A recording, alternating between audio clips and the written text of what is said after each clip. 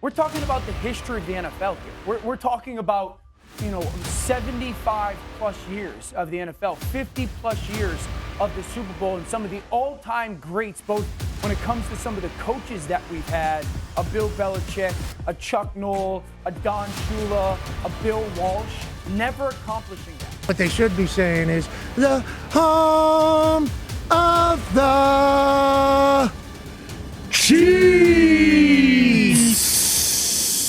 Oh, they're calling them cheaters. Yeah.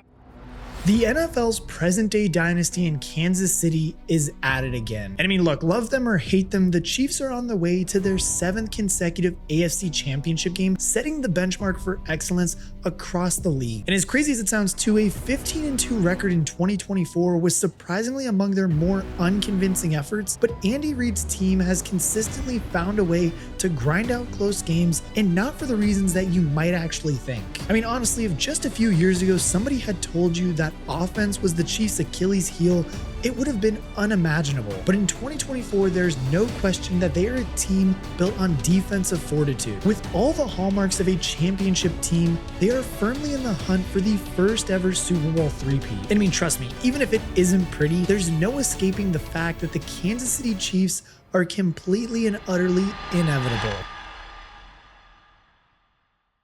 And now, as crazy as this may sound for a 15-2 team to underperform, when we look at the details and just the stats that they've given us this year, that's exactly what this team has done, underperformed, especially on offense. The Chiefs had a top 5 offense between 2017 and 2022, winning 2 Super Bowls during that time. And while there was a noticeable drop-off in 2023, they still somehow managed to win a Super Bowl. But this year in 2024, they decided just to make it twice as hard and have an even worse offense than they did in 2023. Patrick Mahomes registered a career-low passing yards tally, and Travis Kelce appeared to be in decline with various career lows of his own, not to mention that half of their own offensive weapons were wiped out by injury. Hollywood Brown, a marquee offseason signing, injured his shoulder in week 1 and missed the next 14 games, while Rashee Rice had surgery on his LCL and hamstring, which kept him out since week 4. McCole Hardman and backup receiver Sky Moore have also missed time, leaving the wide receiver room in Kansas City woefully depleted. This bug also hit a bit of the running backs too, with Isaiah Pacheco fracturing his fibula in week 2, leaving no doubt that the offensive output was going to suffer. Luckily for them though, they have a great front office and they managed to find solutions. Honestly, they realized that they had no dynamic offensive playmakers,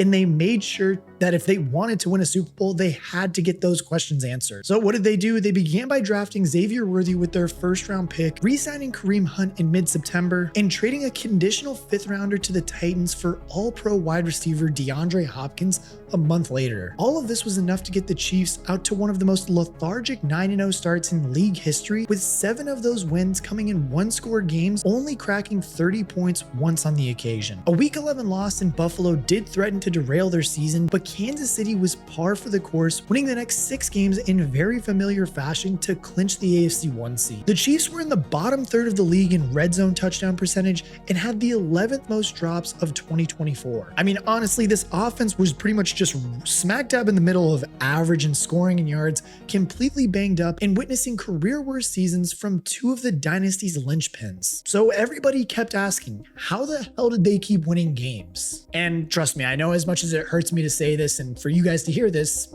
it wasn't luck and it wasn't the refs as much as people want it to be. The true answer is, well, it was impeccable defense.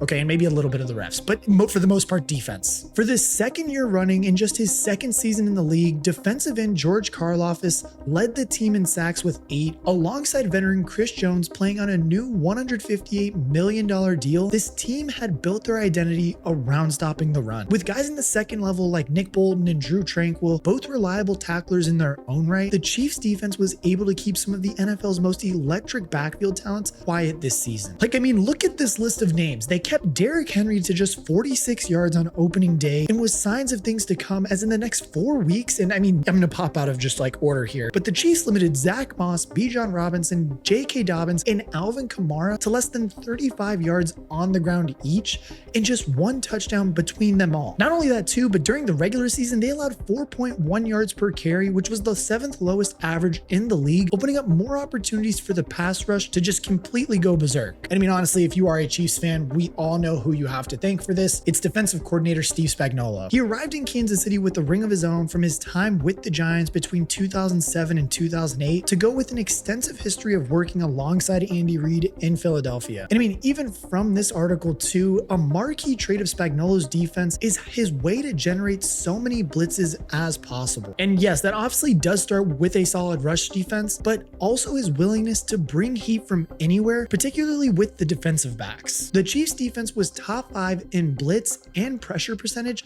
as well as 5th in quarterback hurry percentage this year, while also they had the most knockdowns in the league. Add to that strong front of Charles Omehu, and sorry if I did mispronounce that, who was sorely missed in the loss against Buffalo, Tershawn Wharton, Chris Jones, and Karlaftis, who had the 5th most quarterback hits in the league. And I mean, the scheme was firing on all cylinders. And I mean, even with a serious injury to Jalen Watson, their extremely young defensive secondary kept many passing offenses at bay for the most part this year too. And of course, if we're going to start with somebody, we have to start with Trent McDuffie. That's got to be one of the coolest names to ever play the cornerback spot. I cannot think of anybody cool but let's just talk about him for now. Trent McDuffie followed up a sensational second year with the highest advanced coverage grade among corners in 2024, according to PFF. Their rookie 4th rounder Jaden Hicks led the team with 3 interceptions, with further proof that this secondary strength is in its youth and their willingness to buy into Spag's scheme. They aren't always looking for plays to add to the highlight reel, with a mild 20 takeaways in 2024, good for 14th in the league, whereas instead this is a secondary that's mature and composed and focused on executing tidy coverage so they can get the ball back in Mahomes' hands as swiftly as possible. Like, I mean, they faced the 5th fewest offensive plays in the league, which would suggest they did so super successfully. Like, truthfully, it's just Spags' just innovation and adaptability in between games that have made this defense so strong this year. And as crazy as it sounds too, it's something that really can't be said about this offense. Crazy as it sounds, like they've always been the heart and soul of the Chiefs team, but for the past couple of years, it's always been the defense now. And don't get me wrong, because in all fairness, this offense has simply found ways to win despite all the injuries they faced this year. Like, yes, the defense did bail them out when they did need to, hell, even special teams, but the offense was clutch when it needed to be clutch. Like, I mean, in 2024, they ended top 5 in 3rd and 4th down conversion percentage. Like, not only did they consistently keep the chains moving, but they would come to life, as they always do, in the late game. Mahomes led the league with 5 fourth quarter comebacks and 7 game-winning drives. Their 16 straight wins in 1-score games isn't a fluke. The offense answered when it was called upon, even if it isn't the high-flying Chiefs we had become accustomed to. Their 14 turnovers were among the 5th lowest tallies in the league, meaning that although they were boring to watch, they're not actively hurting themselves either. And that's even with issues on the offensive line, forcing their all-pro guard to move out to tackle because of an injury to DJ Humphries. Mahomes was still able to work with a below-average pocket time of 2.3 seconds. Like, I mean, even conceding one of the highest pressure percentages in the league, a lot of this offense's success has been chalked up to the brilliance and improvisational ability of the 2-time MVP they have under center. And what's crazy about this whole thing too is that while Mahomes has taken more sacks than ever before in his career than now, while also having the worst season by far in terms of deep passing, of course, he still managed to show up when he needed to. He was clutch, and he got the Kansas City Chiefs to the 1 seed. Like, can you ask for much more? Oh, and on top of that, because they clinched the 1 seed so early, they got to rest all of their starters in week 18, and the Chiefs effectively had 3 weeks off going into the divisional round and hosted a fairly underrated Texans team coming off of a resounding win against the Chargers. As we all know, you could say that they did give them a close Christmas game. I mean, it really wasn't. The scoreboard seems a lot closer, but Kansas City was pretty much dominating the whole time in that game. But now facing them the second time, how would the Chiefs do? And And well, aside from just the Texans having a lot of injuries and maybe some questionable calls, if you want to call them that. I mean, the roughing the passer, maybe. I do think that the one that they called head to head when he was sliding, that shouldn't have been called. That was clearly like, it looked a lot worse full speed. But when you slow it down, which again, these refs don't have slow motion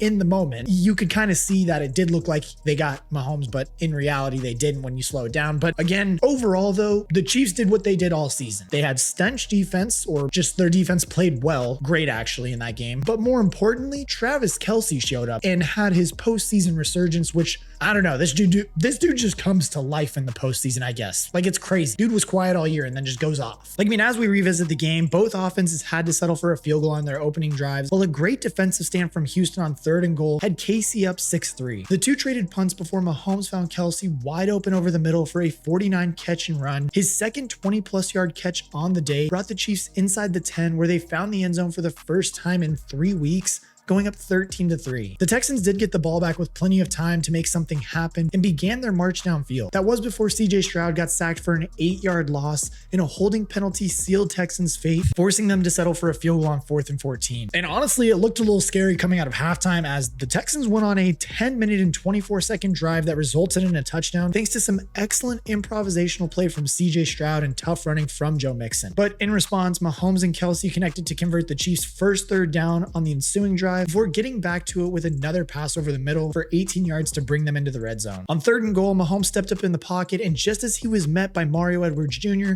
threw the ball with his body parallel to the turf, headed straight into the hands of a wide open Travis Kelce for a 20-12 advantage in the 4th quarter. The Texans did get the ball back and were trying to stay in the game, but Spagnuolo's unit came up big once again to force a turnover on downs. The decisive 4th down play was punctuated by a George Karlaftis sack for 16 yards, setting the Chiefs up in Houston territory. However, as this has become the new norm, the offense sputtered actually. They proceeded to trade 3-and-outs with Houston, who were suffocated at their own 11 courtesy of tight coverage on 3rd down from the home team secondary, and the Chiefs offense wouldn't squander great field position for the 2nd time in a row, notching a field goal to go up 23-12. The Texans would have a chance at salvaging their postseason ambitions, and once again, the Chiefs defense showed up when it mattered most, sacking CJ Stroud 4 times on a drive that took nearly 3 minutes off the clock. Like, I mean, that was the icing on the cake. The special teams unit blocked a field goal, sending the Kansas City Chiefs to their 7th straight AFC Championship game. Travis Kelce finished the day with 117 receiving yards on 7 receptions for 1 score, which was his best stat line of the season by a considerable margin too. Like, I mean, the 35-year-old was being urged to follow his brother into retirement for much of the season, notched by his lowest touchdown and yardage tallies as a starter, despite being targeted more than he was in 2023. Yet again though, the biggest story of this game was how well the Chiefs defense played. They sacked CJ Stroud 8 times, 3 of which came from Karlaftis alone, was the biggest show of strength from the men in red. They turned the Texans O-line into Swiss cheese with their 23 pressures,